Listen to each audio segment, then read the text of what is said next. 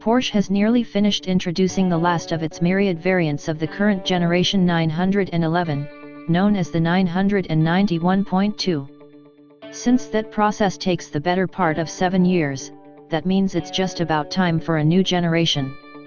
To get a preview of the next version, we rode along on a development drive to learn about the new 911. Dubbed the 992, it's a significant move from the 991 generation that was introduced for 2012, with evolutionary changes in styling and to the chassis and more significant alterations to the interior and the powertrain. The styling and chassis changes are closely related, as all 992s will have the wide rear bodywork that currently is used only on the all-wheel drive and GTS models. This means that all versions will have the voluptuous 72.0-inch wide hips in the back, and these will be coupled to a 1.6-inch wider front track with matching wider front fenders.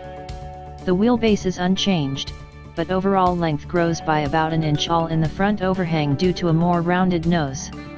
The Carrera and Carrera S will share the 8.5 and 11.5-inch wide, front/rear, wheels of the current 991.2 models.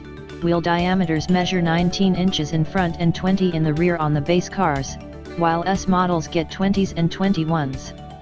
This is the first time that 911s other than the scintillating Rs models have used staggered front and rear wheel diameters. The Carrera S models that we rode in wore Pirelli P0 tires in sizes 245/35R20 in front and 305/30R21 in the rear.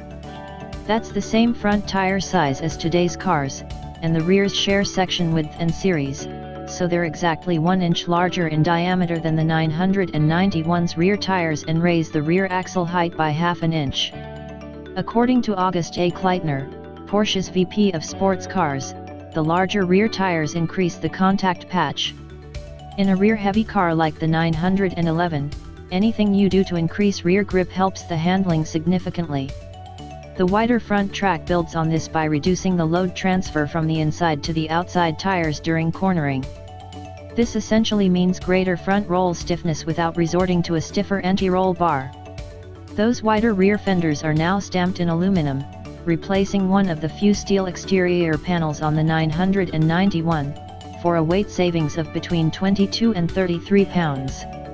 The 992 also has flush door handles that extend when you touch them. In addition to the muscular rear haunches, there's also a new rear fascia that incorporates a light bar spanning the distance between the tail lights, previously reserved for all-wheel drive models, a lower positioned license plate mount, dividers that dress the intercooler air outlets, and exhausts that exit through the bumper rather than underneath it.